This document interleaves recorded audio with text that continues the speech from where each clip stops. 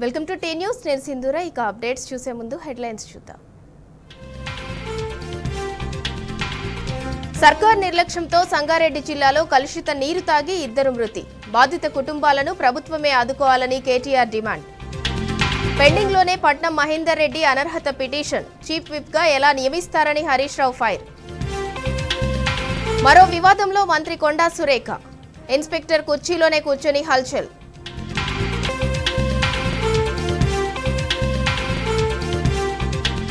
త్వరలో బీఆర్ఎస్ విద్యార్థి విభాగం ప్రతినిధుల సభ. విద్యారంగ సమస్యలపై పోరాటానికి సన్నద్ధం.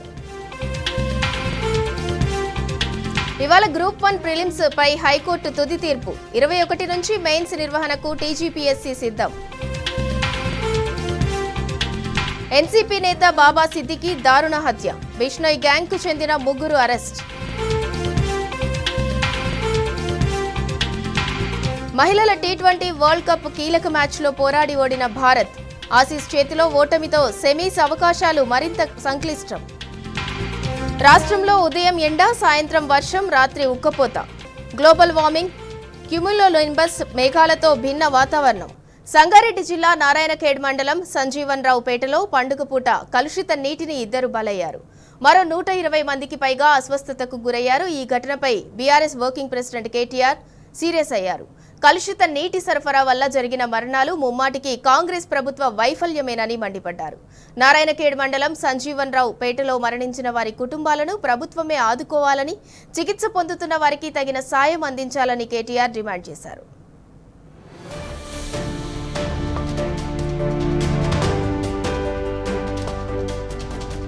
సంగారెడ్డి జిల్లా నారాయణఖేడ్ మండలం సంజీవన్ రావు పేటలో పండుగ పూట విషాదం చోటు చేసుకుంది. మిషన్ భగీరథ నీటి సరఫరా బంద్ కావడంతో కలుషిత నీరు తాగి 2 మృతి చెందగా 120 మందికి పైగా అస్వస్థతకు గురయ్యారు.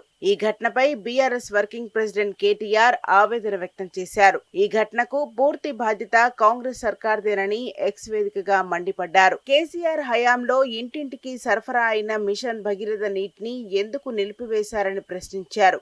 తెలంగాణ అంతటా తాగునీరు సరఫరా చేయడానికి కేసీఆర్ ప్రభుత్వం దేశంలో ఏ రాష్ట్రంలో లేని విధంగా మిషన్ భగీరథ ప్రాజెక్టు పూర్తి చేసిందని కేటీఆర్ గుర్తు చేశారు. కృష్ణా, గోదావరి నదీ జలాలను శుద్ధి చేసి రాష్ట్రమంతటా తాగునీరు ఇచ్చే ఈ ప్రాజెక్టును కూడా రేవంత్ సర్కార్ సరిగ్గా నిర్వహించలేకపోతోందని కేటీఆర్ ఆగ్రహం వ్యక్తం చేశారు.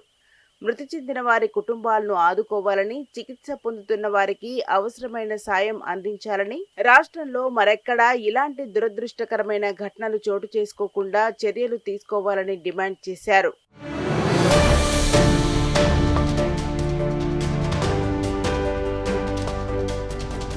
సంగారెడ్డి జిల్లా నారాయణఖేడ్ మండలం సంజీవన్ రావు పేటలో పండుగ పూట కలుషిత నీరు తాగి 2 మృతి చెందగా మరో 120 మందికి పైగా అస్వస్థతకు గురి కావడం స్థానికంగా విషాదం నింపింది. 5 రోజులుగా మిషన్ భగీరథ నీటి సరఫరా నిలిచిపోగా జంతు కళేబరాలు పడేసిన బావి నుంచి సరఫరా చేసిన నీటిని తాగడంతో పండుగ పూట పదుల సంఖ్యలో గ్రామస్తులు వాంతులు, విరోచనాలతో తీవ్ర ఇబ్బందులు పడ్డారు. 5 రోజుల నుంచి మోటార్లు పనిచేయడం లేదన్న కారణంతో గ్రామంలో మిషన్ భగీరథ నీటి సరఫరాను నిలిపివేశారు. ప్రత్యామ్నాయంగా గ్రామంలోని ఓ బావి నీటిని బీసీ కాలనీలోని ట్యాంకు ద్వారా సరఫరా చేశారు.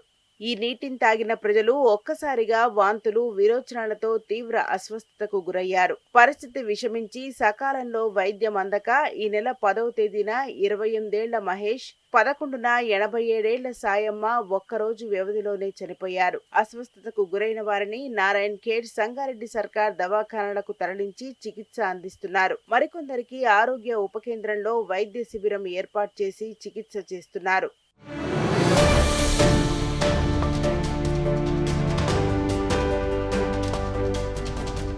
నీటిని సరఫరా చేసిన బావిలో కుక్కలు, ఇతర జంతువుల కళేబరాలు ఉండటం మూలంగానే ఈ సమస్య తలెత్తిందని గ్రామస్తులు చెబుతున్నారు. బావి దుస్థితిని అంచనా వేయకుండానే ప్రత్యేకాధికారి నాగలక్ష్మి అందులోంచి నీటిని సరఫరా చేయించడం వల్లే ఇంత పెద్ద సంఖ్యలో ప్రజలు అస్వస్థతకు గురయ్యారని ఆరోపిస్తున్నారు. గ్రామంలో 10 బోరు మోటార్లు ఉన్నా కేవలం 2 మాత్రమే పనిచేస్తున్నాయని, ఈ పరిస్థితుల్లోనే బావిలోంచి నీటిని సరఫరా చేశారనే విమర్శలున్నాయి.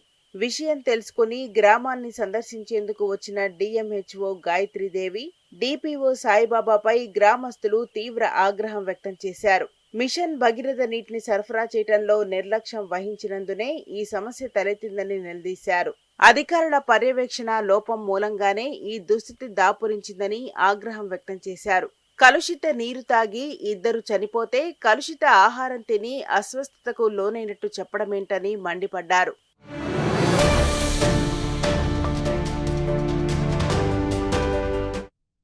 కాంగ్రెస్ బీజేపీపై నిప్పులు చెరిగారు బీఆర్ఎస్ వర్కింగ్ ప్రెసిడెంట్ కేటీఆర్. ఢిల్లీలో కొట్లాడుతున్నట్టు నాటకమాడుతూ తెలంగాణలో అంటకాగుతున్నాయని దుయ్యబట్టారు. రాష్ట్రంలో కాంగ్రెస్ నాయకులపై ఈడీ దాడులు జరుగుతున్నా బీజేపీ నేతలు ఎవరూ ఈ అంశంపై మాట్లాడటం లేదని విమర్శించారు. తెలంగాణలో కాంగ్రెస్ నాయకులను ఈడీ నుంచి రక్షిస్తున్న పెద్దన్న ఎవరో ప్రజలకు తెలియాల్సిన అవసరం ఉందన్నారు. ఫిక్షన్ కంటే వాస్తవం వింతగా ఉంటుందని అంటుంటారని, రాష్ట్రంలో జరుగుతున్న కొన్ని సంఘటనలు చూస్తుంటే దాన్ని నమ్మక తప్పటం లేదని కేటీఆర్ అన్నారు. రాష్ట్రంలో జరిగిన 2 కీలకమైన సంఘటనలను ప్రస్తావించారు కేటీఆర్. తెలంగాణలో ఒక సంపన్నమైన కాంగ్రెస్ మంత్రి నివాసంలో 2 వారాల కిందట ఈడీ రైడ్స్ జరిగాయంటూ పొంగులేటి శ్రీనివాసరెడ్డి నివాసంపై ఈడీ దాడుల అంశాన్ని ప్రస్తావించారు. ఆ దాడుల్లో 100 కోట్ల నగదు దొరికిందని మీడియాలో కథనాలు వస్తున్నాయని అన్నారు. 2 వారాలు పూర్తయిన తర్వాత కూడా ఇప్పటిదాకా ఈ సంఘటన తాలూకు ఒక్క మాట బయటికి రాలేదన్నారు. ఇప్పటికీ కాంగ్రెస్ కానీ బీజేపీ నుంచి కానీ ఈడీ నుంచి కానీ ఈ అంశంపై ఎవరూ నోరు మెదపలేదని ధ్వజమెత్తారు కేటీఆర్. కర్ణాటకలో వాల్మీకి కుంభకోణం ద్వారా వచ్చిన 40 కోట్ల అక్రమ ధనాన్ని ఎంపీ ఎన్నికల్లో తెలంగాణలో కాంగ్రెస్ ఉపయోగించిందని స్వయంగా ఈడీ వెల్లడించిందని కేటీఆర్ గుర్తు చేశారు. అయినప్పటికీ ఇప్పటి వరకు అరెస్టులేమీ జరగలేదన్నారు. కనీసం దారి మళ్లిన నిధుల తాలూకు అంశంపై ఇప్పటిదాకా ప్రాథమిక విచారణ కూడా చేయకపోవటం పట్ల కేటీఆర్ అనుమానాలు వ్యక్తం చేశారు. వీటన్నిటిని బట్టి ఈడీ నుంచి తెలంగాణలో కాంగ్రెస్ నాయకులను రక్షిస్తున్న పెద్దన్న ఎవరై ఉంటారని ప్రశ్నించారు కేటీఆర్. శాసన మండలిలో చీఫ్ విప్ గా పట్నం మహేందర్ రెడ్డి నియామకం రాజ్యాంగ విరుద్ధమని మాజీ మంత్రి హరీష్ రావు ఆగ్రహం వ్యక్తం చేశారు. రేవంత్ రెడ్డి నేతృత్వంలోని కాంగ్రెస్ సర్కార్ రాజ్యాంగాన్ని ఖూనీ చేస్తున్నదని మండిపడ్డారు. బీఆర్ఎస్ కు చెందిన ఆయనను ప్రభుత్వ చీఫ్ విప్ గా ఎలా నియమిస్తారని నిలదీశారు.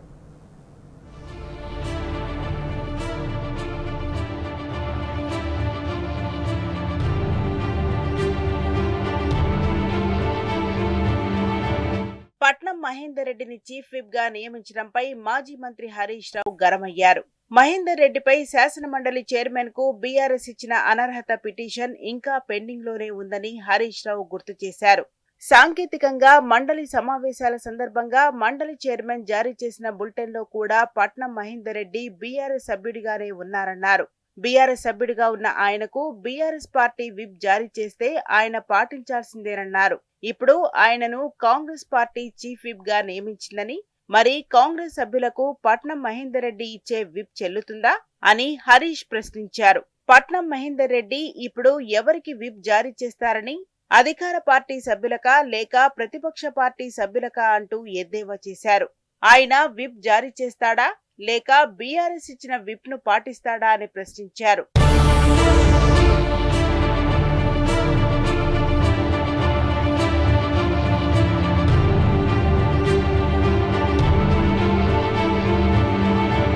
ప్రత్యర్థి పార్టీ వారిని చీఫ్ విప్ చేస్తే ఏ పార్టీకి ఆయన విప్ జారీ చేస్తాడని హరీష్ రావు విస్మయం వ్యక్తం చేశారు. కాంగ్రెస్ సర్కార్ రాజ్యాంగ ఉల్లంఘనకు పాల్పడుతుందనేందుకు పట్నం నియామకమే మరో ఉదాహరణ అని, పీఏసీ చీఫ్ విప్ల ఎంపిక విషయాల్లో ఇది స్పష్టంగా అర్థమవుతుందని హరీష్ అన్నారు. మహేందర్ రెడ్డి మల్కాజిగిరి కాంగ్రెస్ ఎంపీ అభ్యర్థి తరపున ఎన్నికల్లో ప్రచారం చేశాడని గుర్తు చేశారు. అనర్హత వేటు వేయాల్సిన కౌన్సిల్ చైర్మన్ వద్దే పిటిషన్ పెండింగ్ లో ఉండగా మహేందర్ రెడ్డిని చీఫ్ విప్ గా నియమిస్తున్నట్టు బులెటిన్ ఇవ్వటం రాజ్యాంగ విరుద్ధమన్నారు. అనర్హత పిటిషన్ తో పాటు చైర్మన్ ఇచ్చిన బులెటిన్ ను కూడా చేరుస్తామని తెలిపారు. పీఏసీ చైర్మన్ పదవి విషయంలోనూ కాంగ్రెస్ ప్రభుత్వం ఇలానే వ్యవహరించిందని, అరికెపుడి గాంధీ బీఆర్ఎస్ ఎమ్మెల్యే అని స్వయంగా సీఎం, మంత్రులు చెప్పారని, పట్నం మహేందర్ రెడ్డి ఏ పార్టీకి చెందిన వ్యక్తో ప్రభుత్వం చెప్పాలని హరీష్ రావు నిలదీశారు.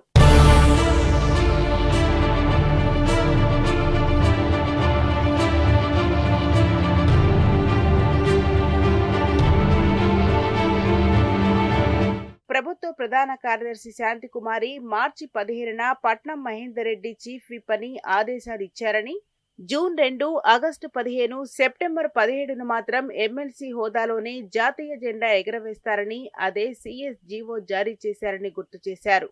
ఒకే అధికారి, ఒకే వ్యక్తికి సంబంధించిన హోదాల విషయంలో ఎందుకు భిన్నమైన ఆదేశాలు ఇచ్చారో ఆమె చెప్పాలని హరీష్ డిమాండ్ చేశారు. మార్చి 15నే పట్నం మహేందర్ రెడ్డి చీఫ్ విప్ అయి ఉంటే జూన్ 2, ఆగస్టు 15, సెప్టెంబర్ 17 సందర్భంగా జెండా ఆవిష్కరణలకు వెళ్లే అతిథిగా పట్నం ఎమ్మెల్సీగా ఎందుకు చూపించారని ప్రశ్నించారు. 2 జీవోలు కూడా గవర్నర్ పేరు మీదే విడుదలయ్యాయని, గవర్నర్కు కూడా ఫిర్యాదు చేస్తామని హరీష్ రావు తెలిపారు. ఈ విషయంలో గవర్నర్ను కూడా పక్కదోవ పట్టిస్తున్నారని మండిపడ్డారు. సీఎస్ పై కేంద్ర ప్రభుత్వానికి కూడా ఫిర్యాదు చేస్తామని హరీష్ రావు తెలిపారు.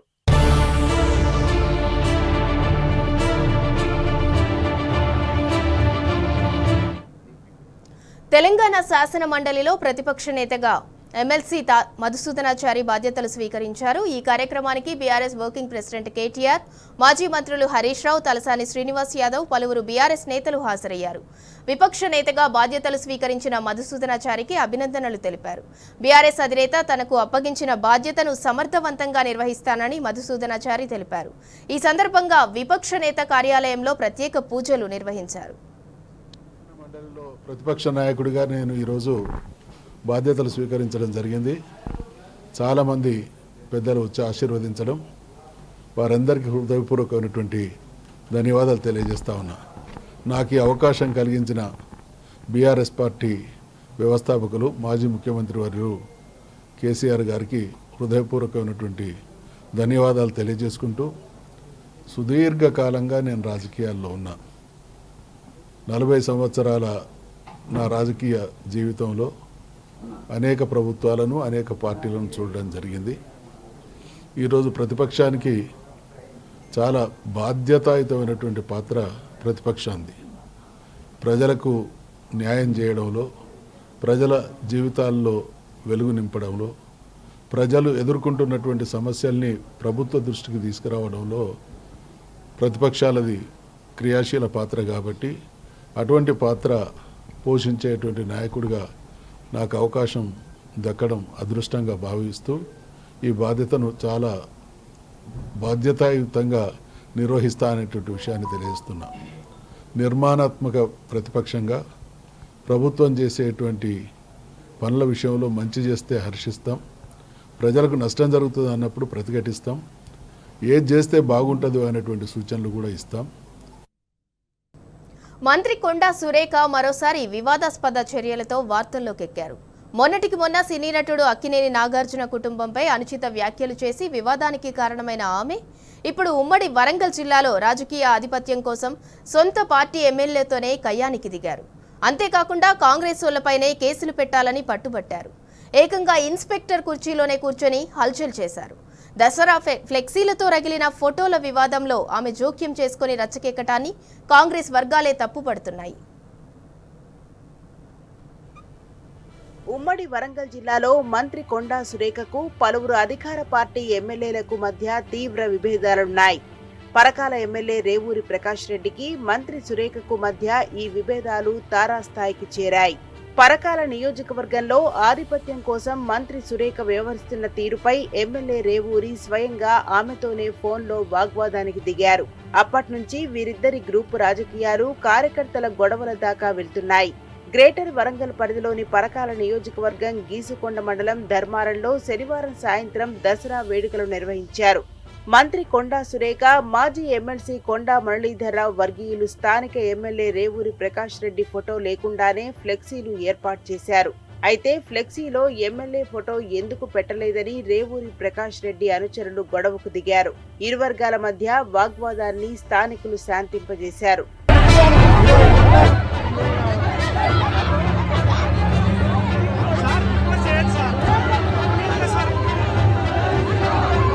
అది జరిగిన కాసేపటికి మంత్రి సురేఖ అనుచరులు ఏర్పాటు చేసిన ఫ్లెక్సీలను ఎమ్మెల్యే రేవూరి వర్గీయులు చింపివేశారు. దీంతో 2 వర్గాలు కొట్టుకున్నాయి. ఈ ఘటనలో ఎమ్మెల్యే రేవూరి వర్గీయులు పిట్టల అనిల్, భాను గాయపడ్డారు. మంత్రివర్గీయులు 8 మందిపై గీసుకొండ పోలీస్ స్టేషన్లో ఫిర్యాదు చేశారు. దాంతో పోలీసులు మంత్రివర్గీయులను గీసుకొండ పోలీస్ స్టేషన్కు తీసుకువచ్చి కొట్టారు. విషయం తెలుసుకున్న మంత్రి పోలీసులకు ఫోన్ చేసి అరెస్ట్ చేసిన వారిని వదిలిపెట్టాలని ఆదేశించారు. అయితే పోలీసులు మాత్రం వారిని వదిలిపెట్టలేదు. దాంతో అసహనానికి గురైన మంత్రి ధర్నాకు దిగాలని తన అనుచరులను పురమాయించారు. మంత్రి సురేఖ ఆదేశాల మేరకు ఆమె అనుచరులు ధర్మారంలో వరంగల్ నర్సంపేట రహదారిపై ధర్నా చేశారు. పోలీసులకు వ్యతిరేకంగా నినాదాలు చేశారు.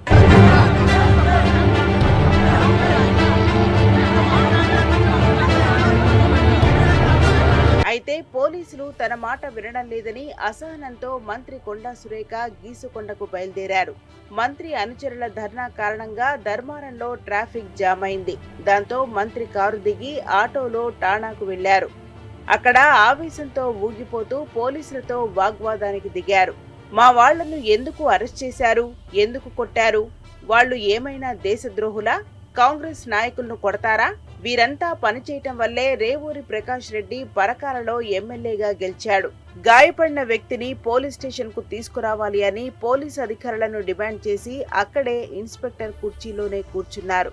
మంత్రి సురేఖ పోలీస్ స్టేషన్ కు వెళ్లిన విషయం తెలుసుకుని Warangal police commissioner Ambar Kishore Jha station కు వెళ్లారు. అక్కడికి వచ్చిన పోలీస్ కమిషనర్ తో కూడా మంత్రి సురేఖ వాగ్వాదానికి దిగారు.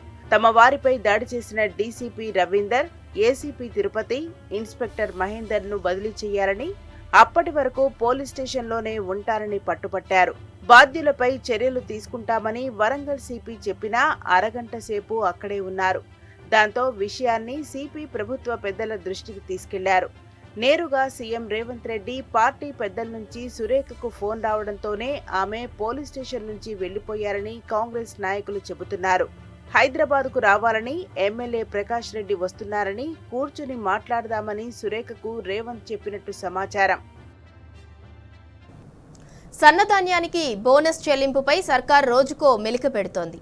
ముందుగా మద్దతు ధర చెల్లిస్తామని ఆ తర్వాతే బోనస్ అంటూ కొత్త రాగం అందుకుంది.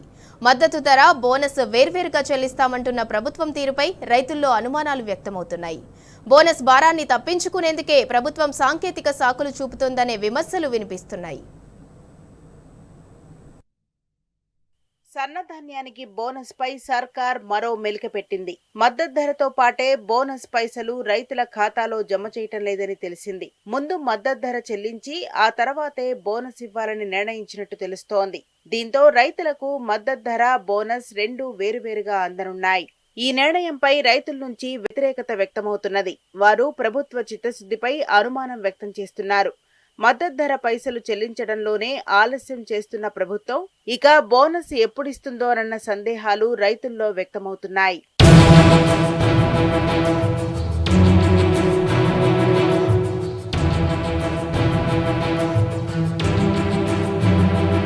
సన్నాలకు క్వింటాలకు 500 రూపాయల బోనస్ ఇస్తామని ప్రభుత్వం ప్రకటించింది. ప్రస్తుతం సాధారణ రకం ధాన్యానికి 2,300 రూపాయలుగా, గ్రేడ్ ఏ రకానికి 2,320 రూపాయలుగా మద్దతు ధర నిర్ణయించింది. సన్నధాన్యానికి సాధారణ రకంగా పరిగణిస్తారు కాబట్టి రైతులకు మద్దతు ధర, బోనస్ కలిపి క్వింటాలకు 2,800 రూపాయల చొప్పున చెల్లించాలి. అయితే ప్రభుత్వం ఈ రెండు వేరువేరుగా చెల్లించేందుకు చర్యలు చేపట్టినట్టు తెలిసింది. దీనికి పౌర సరఫరాల సంస్థ సాంకేతిక కారణాలను సాకుగా చూపుతున్నట్టు సమాచారం. ఆన్లైన్ ప్రొక్యూర్మెంట్ మేనేజ్మెంట్ సిస్టమ్ ద్వారా ధాన్యం కొనుగోలు ప్రక్రియ, రైతులకు డబ్బులు చెల్లింపులు కేంద్ర ప్రభుత్వంతో ముడిపడి ఉంటాయి. ఇక్కడ కొనుగోలు చేసిన ధాన్యానికి చెల్లింపులకు కేంద్ర ప్రభుత్వానికి లెక్క చూపించాలి. రైతులకు మద్దతు ధరను కేంద్ర ప్రభుత్వం చెల్లిస్తుంది. బోనస్ లో కేంద్రానికి సంబంధం లేదు. ఈ బోనస్ ను రాష్ట్ర ప్రభుత్వమే సొంతంగా ఇవ్వాల్సి ఉంటుంది. ఈ నేపథ్యంలో మద్దతు ధర, బోనస్ కలిపి ఇస్తే ఇబ్బందులు ఎదురవుతాయని అధికారులు చెబుతున్నట్టు తెలిసింది.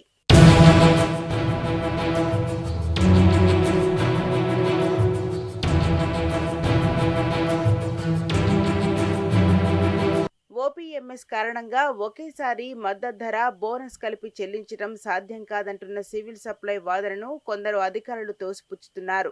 ఇప్పటికే సన్నధాన్యం, దొడ్డు ధాన్యం కొనుగోలుకు వేరువేరు కేంద్రాలను ఏర్పాటు చేస్తామని ప్రభుత్వం ప్రకటించింది. అలాంటప్పుడు చెల్లింపుల్లో ఇబ్బందేంటని ప్రశ్నలు వినిపిస్తున్నాయి. వేరువేరు కేంద్రాలను ఏ విధంగా నిర్వహిస్తారో అదే విధంగా సన్నధాన్యం కోసం మరో సాఫ్ట్వేర్ను ప్రత్యేకంగా తయారు చేస్తే సరిపోతుందని సూచిస్తున్నారు. ఓపీఎంఎస్తో మద్దతు ధర 2,300 రూపాయలను, ప్రత్యేక సాఫ్ట్వేర్తో 500 రూపాయలను వేరువేరుగా చెల్లించాలని చెబుతున్నారు.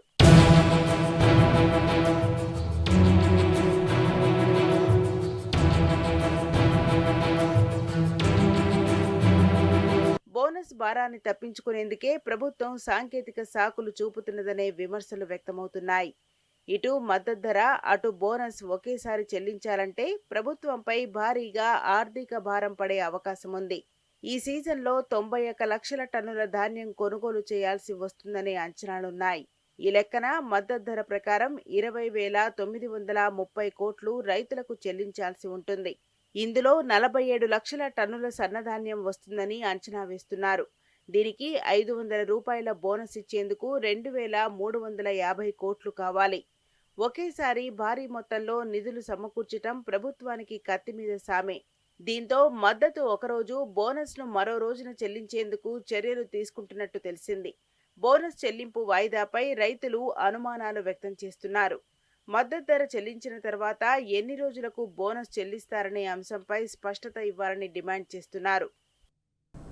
సీఎం రేవంత్ రెడ్డిపై మండిపడ్డారు కొడంగల్ మాజీ ఎమ్మెల్యే పట్నం నరేందర్ రెడ్డి. ఫార్మా కంపెనీలను బలవంతంగా కొడంగల్పై రుద్దుతున్నారని దుయ్యబట్టారు. పొల్యూషన్ కంపెనీలన్నీ కొడంగల్కు, అభివృద్ధి కార్యక్రమాలు కొండారెడ్డిపల్లికా అని ప్రశ్నించారు. కొడంగల్ ప్రజలకు సీఎం రేవంత్ రెడ్డి క్షమాపణ చెప్పాలని డిమాండ్ చేశారు నరేందర్ రెడ్డి. రాత్రి ముఖ్యమంత్రి గారు కొడంగల్కి వచ్చారని చెప్తా ఉన్నారు, ఇక్కడ రాత్రి ఉన్నారని చెప్తా ఉన్నారు. ఈ విజయదశమి సందర్భంగా ముఖ్యమంత్రి గారిని ఒకటే ప్రశ్నిస్తున్నాను. మీ సొంత గ్రామం కొండేటిపల్లిలో పెద్ద ఎత్తున అభివృద్ధి కార్యక్రమాలు చేసినారు. సుమారు 329 కోట్లతోని ఆల్రెడీ 200 కోట్లతో ప్రారంభోత్సవాలు చేసినారు. ఇంకా 150 కోట్ల ప్రపోజల్ పెట్టినారు. అక్కడ ఒకటి సోలారు పైలట్ ప్రాజెక్ట్ పెట్టినారు.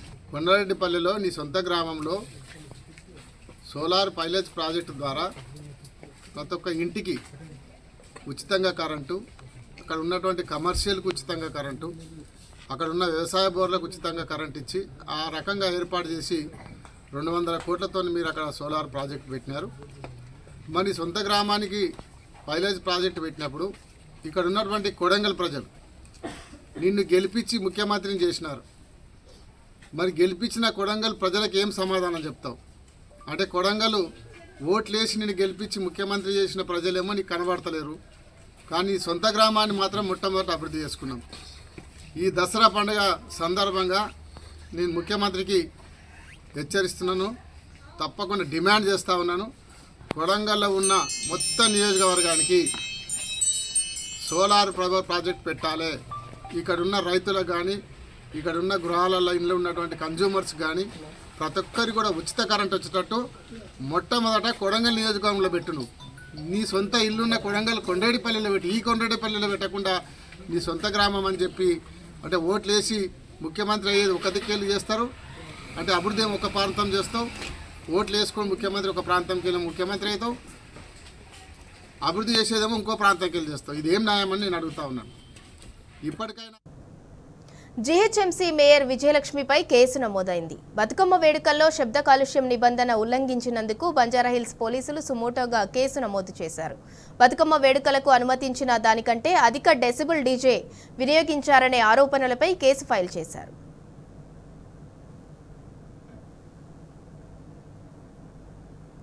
రైతులకు ఎలాంటి షరతులు లేకుండా 2 లక్షల రుణమాఫీ చేయాలని రాష్ట్ర గిరిజన సహకార మాజీ చైర్మన్, బంజారా కీర్తిరత్న అవార్డు గ్రహీత అభిమాన్ గాంధీ నాయక్ ప్రభుత్వాన్ని డిమాండ్ చేశారు. గిర్ని తండాలోని తన నివాసంలో చేపట్టిన 48 గంటల ఉపవాస దీక్షను మాజీ మంత్రి ఎర్రబెల్లి దయాకర్ రావు నిమ్మరసం ఇచ్చి విరమింపజేశారు. రుణమాఫీ అంశంలో రేవంత్ సర్కార్పై ఒత్తిడి తీసుకొచ్చేందుకు దీక్ష చేసిన గాంధీ నాయక్ను హరీష్ రావు అభినందించారు. అటు దొంగ హామీలతో గద్దెనెక్కిన రేవంత్ సర్కార్పై ప్రజలు తిరగబడే రోజులు దగ్గరలోనే ఉన్నాయని ఎర్రబెల్లి దయాకర్ రావు హెచ్చరించారు.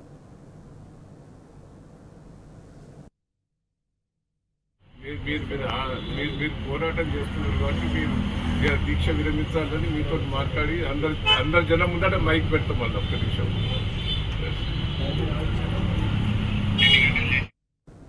నేషనలిస్ట్ కాంగ్రెస్ పార్టీ అజిత్ పవార్ పక్షం సీనియర్ నేత మాజీ మంత్రి బాబా సిద్దికీ దారుణ హత్యకు గురయ్యారు. ముంబైలోని బాంద్రాలో తన కుమారుడి కార్యాలయంలో ఉండగా ముగ్గురు దుండగులు వచ్చి సిద్దికీపై 3 రౌండ్లు కాల్పులు జరిపారు. వెంటనే అతనిని లీలావతి ఆసుపత్రికి తరలించగా చికిత్స పొందుతూ మృతి చెందారు. కాల్పులకు పాల్పడ్డ వారిలో 2 పోలీసులు అదుపులోకి తీసుకున్నారు. అటు బాబా సిద్దికీని హత్య చేసింది తామేనని లారెన్స్ బిష్నోయ్ గ్యాంగ్ ప్రకటించుకుంది. సోషల్ మీడియాలో వచ్చిన ఈ ప్రకటన ఇప్పుడు వైరల్ అయింది. అయితే ఇది బిష్నోయ్ గ్యాంగ్ నిజంగా చేసిందా లేదా ఏదైనా ఫేక్ న్యూసా అనేది తేలాల్సి ఉంది.